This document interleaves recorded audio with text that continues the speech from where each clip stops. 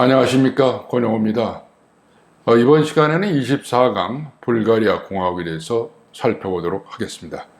레플리카 벌가리아죠. 리퍼블릭 오브 불가리아. 불가리아가 이제 우리들한테 이제 야구르트 많이 생각되는데요. 농업을 또 강조하는 국가이긴 합니다. 물론 이 나라의 수도는 소피아입니다. 소피아. 위즈덤이라는 개념이죠. 불가리아 공화국은 이제 우리나라보다 약간 좀 넓다고 그럴까요? 11만 993.6제곱킬로, 약 700만 명이 사는 그런 그 국가고요.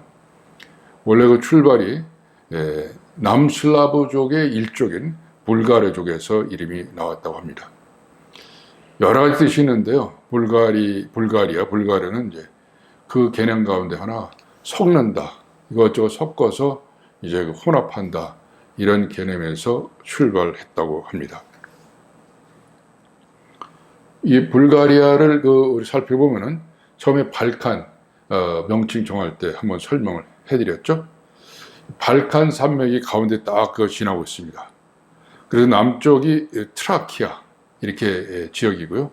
북쪽이 모에시아 지역 이렇게 돼 있고, 릴라 산맥, 피란 산맥, 로더프 산맥 이렇게 딱 버티고 있어가지고 이 국토 전체가 산맥이 가운데 갈라져서 지역도 나누고 문화도 다르고 여러 가지를 이제 구별하는 그런 그 국가입니다.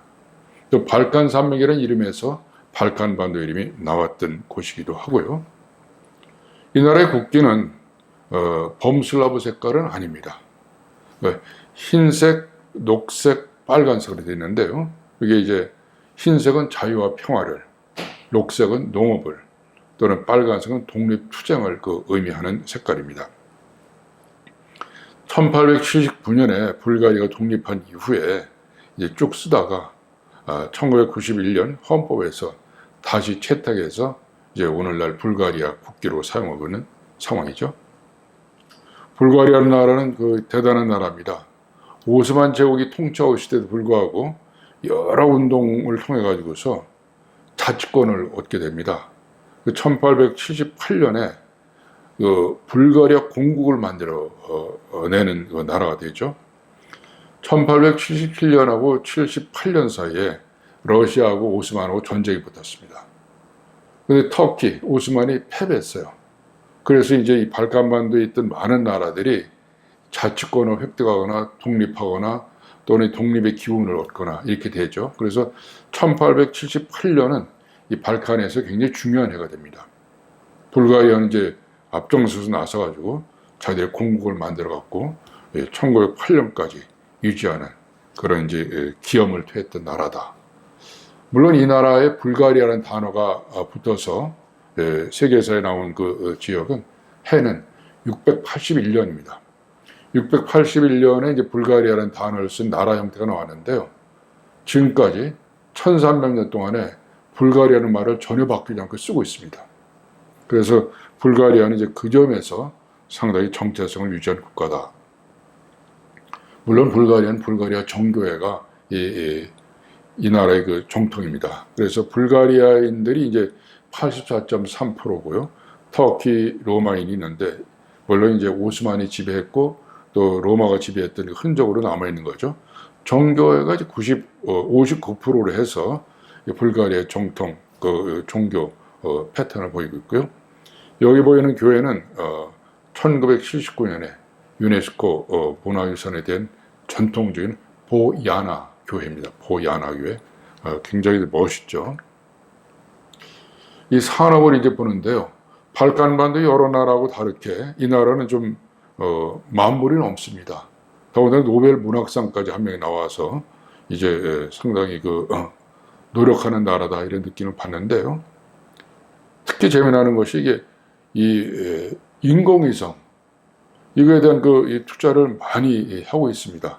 그래서 불가리아 세터라이트 넘버 1 이렇게 쏘올류 우주 탐사에 많이 공헌을 해서 산업의 한 축을 구축하고 있는 그런 나라다. 이렇게 설명드릴 수가 있겠습니다. 농업이 물론 이제 상당히 중요한 그 산업에 대해서 이 불가리아에서 생산되는 많은 농산물들이 전 세계 기업 식품으로 되어 있는 상황이죠. 불가리아의 수도인 소피아 저쪽에 보면 이제 비토사 산이 보이죠. 오른쪽은 이제 그 공해로 이렇게 찌들어 있는 형태고, 왼쪽 산은 이제 그 저녁 노을이 깨끗할 상태인데, 앞에 보이는 이제 이 성당, 알렉산더 넵스키 성당이죠. 그래서 1878년부터 이제 수도로서 이제 역할을 했었는데요. 물론 오스만이 지배했던 지역인데요. 이 넵스키 성당을 토대로 해서 도시 전체가 아주 깨끗하게 가꾸어져 있습니다. 면적은 이제 한 500제곱킬로니까 서울의 6분의 1 정도 되고요.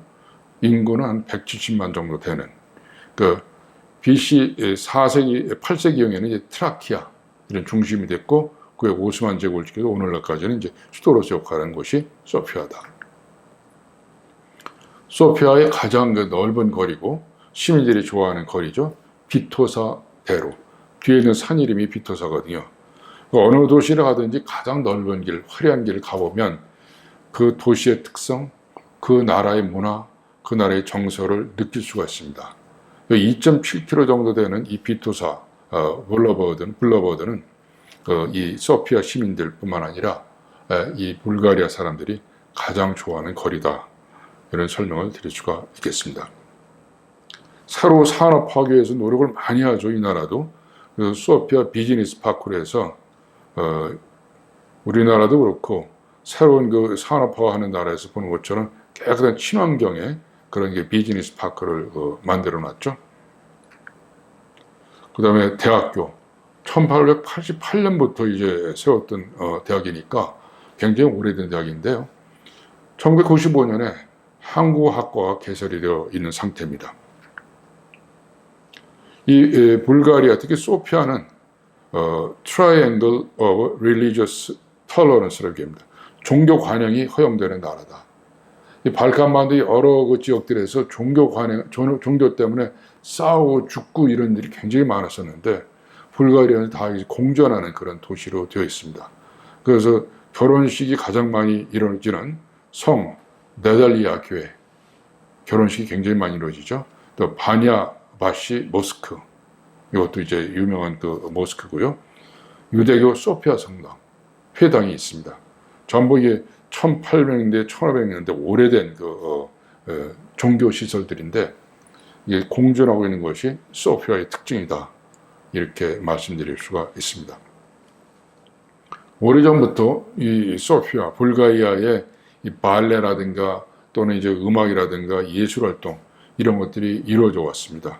그래서 이 130년 역사를 갖고 있다 이렇게 주장을 하는데, 그 발레관, 오페라하고 발레관이 1953년에 왼쪽에 있는 건물로 아주 멋있게 지어놓은 상태고요. 또 1981년에 국립문화공전을 줬어요. 오른쪽에 있는 것처럼. 너무 멋있죠. 자기들이 이제 681년에 불가리아라는 나라를 가지고, 명칭을 가지고 나라 세웠다는 겁니다. 자기 나라에 무슨 1300년의 역사를 갖고 있다는 거죠. 그래서 1981년, 그러니까 건국 1300년을 기려가지고서 이 소피아의 국립문화공전을 멋있게 만들어 놓은 상태입니다. 이 경기장이 있어요. 1953년에 바실 렙스키 국립경기장으로 이름을 붙여놨는데, 왜냐? 이 바실 렙스키는 불가리아에서는 자유의 사도로 불리는 불가리아 국가 영웅입니다. 그래서 오스만 제국한테 싸워서 불가리아 독립 투쟁을 하다가 교수형을 당했던 그 지도자인데요. 1873년에 교수형 당했으니까 그 후에 몇 년 뒤에 이제 독립국가가 된 거죠. 이렇게 독립을 위해서 노력했던 사람들이 있으니까 민족의 정체성도 나타나고 오늘 불가리아라는 나라가 전 세계에서 의미를 갖지 않았나, 이런 생각을 하게 됩니다. 또 하나, 문화 면에서 불가리아 사람들이 가장 좋아하는 문화 지도자가 있는데요. 이반 바조프입니다. 이반 바조프는 불가리아 문화의 총대주교다, 이런 칭송을 얻는 분인데, 이번은 시인이고 소설가, 극작가. 그래서 불가리아 문화의 모든 것을 망라해서 불가리아의 정체성을 세우고 전 세계 불가리아 문화가 이렇다 하는 것을 세웠던 분이라는 평가입니다. 그래서 이분의 이름을 따서 이반 바조프 국립극장이 1907년에 세워졌고, 오늘날에도 이제 가장 소피아에서 중심적으로 문화활동이 이루어지는 지역이 이반 바조프 국립극장입니다. 자기들은 역사가 1300년 됐다는 주장이죠.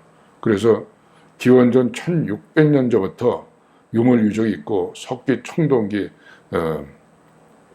트라케아, 그리스 용어, 우리나라까지 와서 유물 유적이 있기 때문에 우리들이 역사 있는 나라다. 그래서 1892년에 100년 전부터 고고학 박물관을 만들어 놓고 문화의 역사성을 강조하고 있는 나라입니다. 이 나라가 이제 또 2004년에 이 유물 발굴을 했다고 합니다. 그래서 여기서 이제 로마 시대 때 왕립 원형극장이 있었다.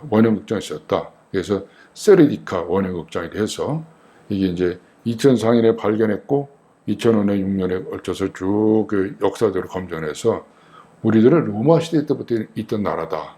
이걸 강조하는 상태가 됩니다.